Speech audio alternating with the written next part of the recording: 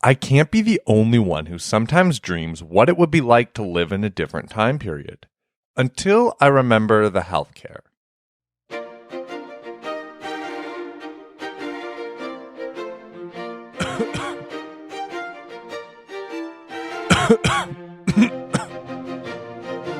Definitely the common cold. Don't worry, 3 leeches for 30 minutes will fix you right up. Well, some things have definitely changed since then. I think sometimes people overblow how backwards traditional medicine was.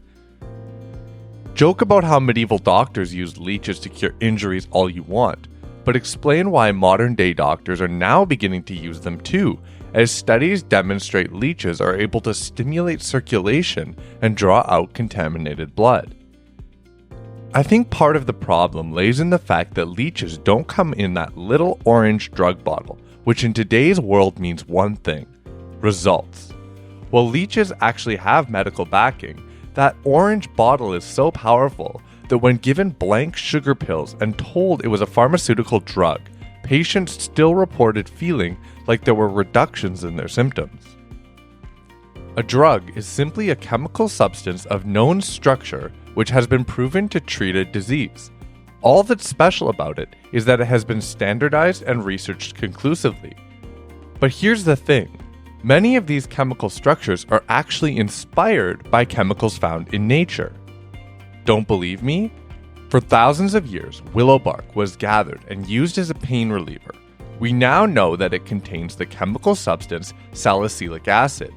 We know this because centuries later, salicylic acid from willow bark was being extracted and sold as acetylsalic acid, better known by its brand name aspirin.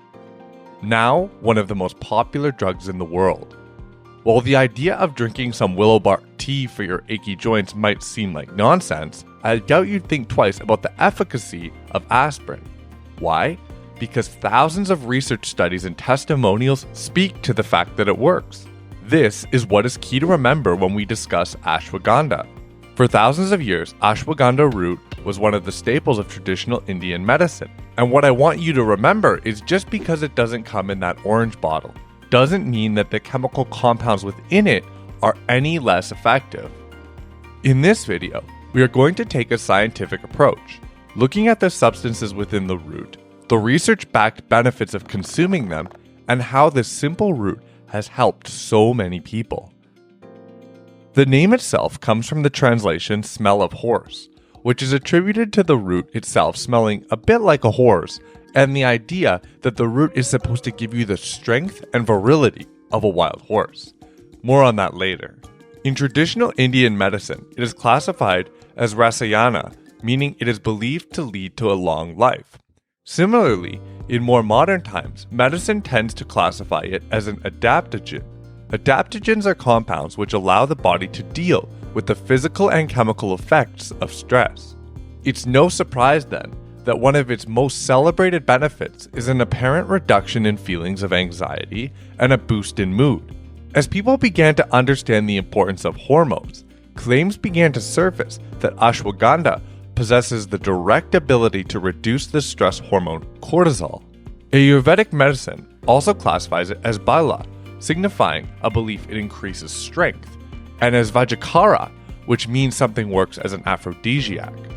In a similar vein, the strength and bodybuilding communities often float claims that it directly increases testosterone, which could potentially lead to greater strength and fitness. There are also claims surrounding a benefit to male fertility. Today, we're going to look at all of these common claims and check what the published research says. Beyond that though, let's go a little bit deeper and understand what the key chemical structures are within the root, which endow ashwagandha with its medicinal properties. So your first question may be, how could a root even have medicinal properties? Isn't it just made up of root molecules? Well, as it turns out, plants are just a little more complicated than that. See, inside plants are an array of special compounds known as phytochemicals. Because plants can't move around to meet their needs, these secondary metabolites exist to perform specific tasks. Some act as an immune system, responding to and attacking disease molecules if their soil becomes contaminated. Some are designed to deter insects from eating them, as the plant can't exactly run away. And certain phytochemicals simply help the plant grow fast and strong. In any given plant species, there are between 200,000 and a million unique chemical compounds. When you have an organism with so many potent phytochemicals, every so often these molecules can overlap with ones which activate pathways in our own bodies. In this way, they can have a very meaningful effect on our bodies when consumed, just as the chemicals in willow bark can trigger receptors and pathways which dull the sensation of pain. What makes ashwagandha special is that it contains an unusually high number of phytochemicals, which positively influence systems in our own bodies. Worth special attention is a family of approximately 40 phytochemicals, which ashwagandha contains. They were a class of steroidal lactones, known as withanolides. Don't let the word steroid confuse you though. In our bodies, there are a bunch of naturally occurring steroid hormones, which do everything from suppressing inflammation to helping us heal from injury and build muscle. One of the most common claims regarding ashwagandha is that it helps to reduce levels of the stress steroid hormone cortisol, as well as the resultant feelings of anxiety and depression, resulting in an overall improved feeling of well-being and a new positivity towards life. I saw a YouTube comment the other day which backed this up, saying, "I always feel anxious and stressed for no reason at all, and ashwagandha takes me off the fight or flight mode. I don't behave like a squirrel. I'm more chill and much happier." But this, of course, is just anecdotal. I'm sure many of you are wondering, like I was, whether these results are real or just that placebo effect which we talked about earlier. In 2008, a clinical trial was conducted to address exactly this question. They found 98 chronically stressed out but otherwise healthy participants and had participants complete a survey to measure the degree of their stress. The survey was based on a Bengali version of a modified Hamilton anxiety scale for stress and had participants rate symptoms of anxiety on a 5-point scale. 0 meaning they never experienced that symptom, and 4 meaning they feel that symptom to a severe degree. They divided the participants into 4 groups. The placebo group, which would consume a pill without ashwagandha in it, one group, which would consume one daily dose of 125 milligrams of ashwagandha root powder, one group would consume 250 milligrams each day, and the last group would take 500 milligrams of the root powder each day. The researchers were smart to use a standardized ashwagandha extract. This ensured that the root powder was tested and verified to contain enough of the key withanolides, removing some of the guesswork. That's actually why I also personally choose to take a standardized extract. I put a link in the description to the one I take myself, but any standardized extract should work similarly well. This way, they could see if ashwagandha would truly have the desired effect on the participants. After 30 and 60 days, they re-administered the questionnaire to see if any of the symptoms had reduced. What they found was pretty amazing. In the lowest dose group, by day 30, their average total score dropped by 39.5%, and by day 60, it had dropped 62.2%, compared to the placebo group, which saw no significant change at all. The groups taking larger doses of ashwagandha saw even greater decreases in their scores in a dose-dependent manner, leading to the conclusion that not only is ashwagandha effective, but 500 plus milligrams seems to be the optimal amount for maximum benefits. Reductions like this make it sound like ashwagandha is almost too good to be true, begging the question, how are the chemicals in the root able to have such profound effects? While the research is far from complete, there are some very promising theories backed by some additional findings in the previous studies which I haven't mentioned yet. You see, while the questionnaires provided evidence of an effect, the researchers also measured biological changes. At the start of the study, they took baseline levels of several hormones, including cortisol, DHEAS, and C-reactive protein to name a few. What happened after the 60 days to these levels provides a strong clue as to how ashwagandha is exerting its powerful effects. To fully understand, though, we need a quick bio lesson on free radicals and their impact on your health, brain, and mood. Bear with me here, as understanding this is key to helping everything else make sense. If you don't really care about the mechanisms behind ashwagandha reducing anxiety and depression, you can skip ahead to learn about the rest of the benefits. In past videos, we've talked about how our bodies turn the nutrients in the food we eat into energy our cells can use. This usable energy is a specific chemical called ATP. ATP molecules are comprised of adenosine and a chain of 3 phosphate molecules. Think of ATP molecules as our body's energy units. Our cells create ATP within themselves by combining oxygen with other precursor chemicals. ATP is great because once it is time to use this energy, the 3rd phosphate on the chain of the ATP molecule can be released, resulting in a burst of energy being given off. This energy powers our cells and by extension, our entire body.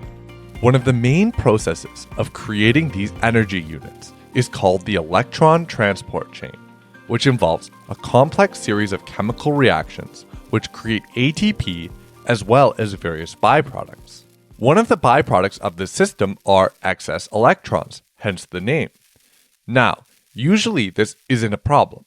Through a series of oxidation reduction reactions, the electrons can be brought to an oxygen molecule, which is then combined with hydrogen to produce simple, harmless water.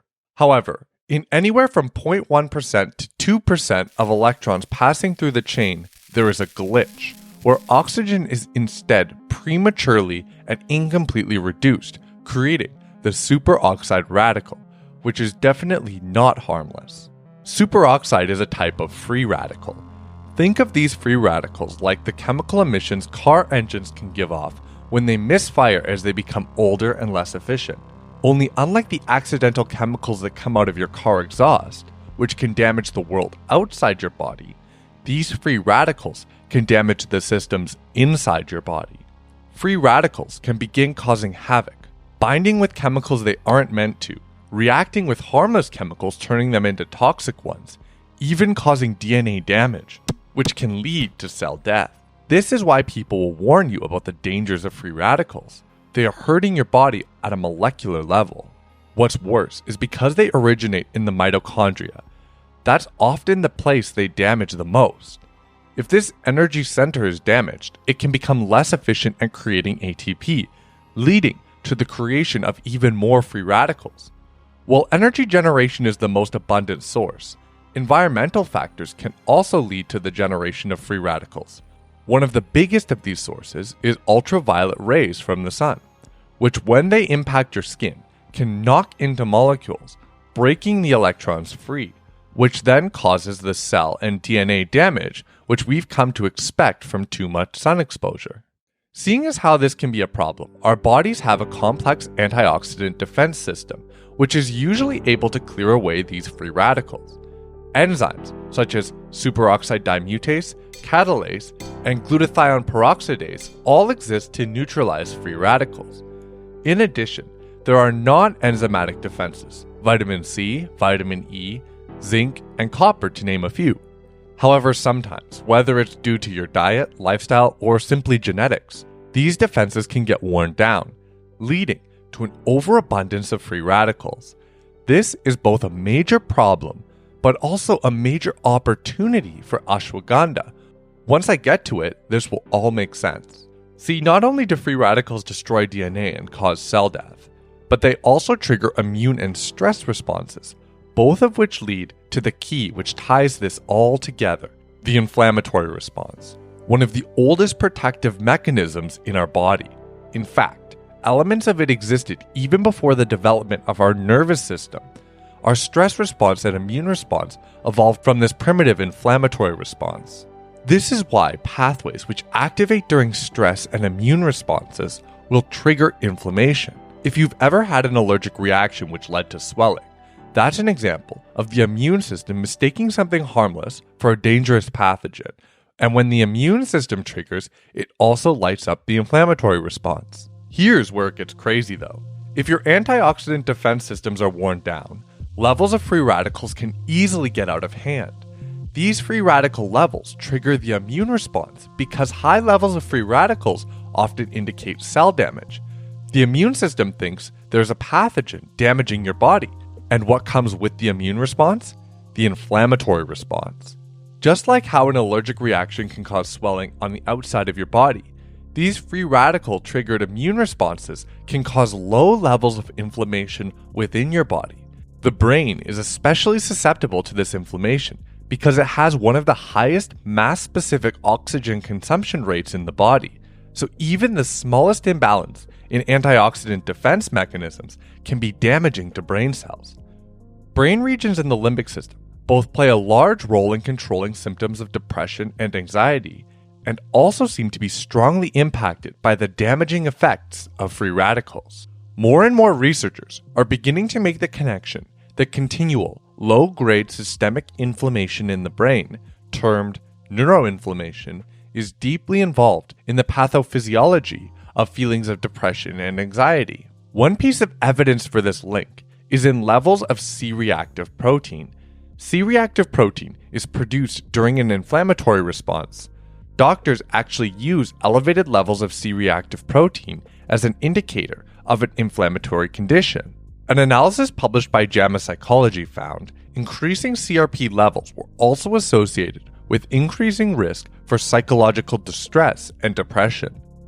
Let's now look back at the last clinical trial on ashwagandha, which saw subjects report major improvements in feelings of anxiety and depression.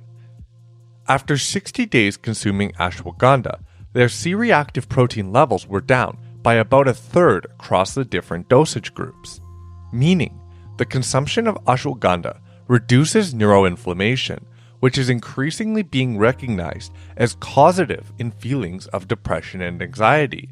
The role neuroinflammation plays in these conditions, and the evidence that ashwagandha is able to reduce neuroinflammation, provides a solid explanation of how it is able to have such a positive impact on the subjects. Science is still figuring out exactly how ashwagandha is able to do this, but a study on rat brains has demonstrated that consumption of ashwagandha is able to boost the body's natural antioxidant defenses, showing increases in levels of glutathione peroxidase, superoxide dismutase, and catalase. Through reducing neuroinflammation and thereby baseline levels of immune and stress hormones, it would make sense that the brain would also be less sensitive to stressful events through day-to-day life. As I said, stress and inflammation are closely linked, so much so that some of the same neuropeptides control both, an example of which is the nuclear factor Kb pathway, which, when activated, leads to both inflammation and the release of various stress hormones through activation of the HPA axis. Ashwagandha has been shown in studies to be able to disrupt this NF-kB pathway. This explains why the clinical trial, which saw reductions in C-reactive protein, also logged reductions in the levels of the stress hormone cortisol. So it seems that claims regarding ashwagandha reducing feelings of anxiety, depression, and stress are confirmed. Unsurprisingly, through these positive effects on stress, ashwagandha can decrease many of the secondary symptoms of stress. Studies have shown decreases in blood pressure and heart rate, as well as increases in social functioning and motivation. Since oxidative stress is also a component of aging, and many degenerative diseases like arthritis and Parkinson's, the traditional beliefs about improving life expectancy could have some actual merit. While it's beyond the scope of this video, I should also mention there has even been study into the cancer-fighting abilities of some of the active chemicals in ashwagandha.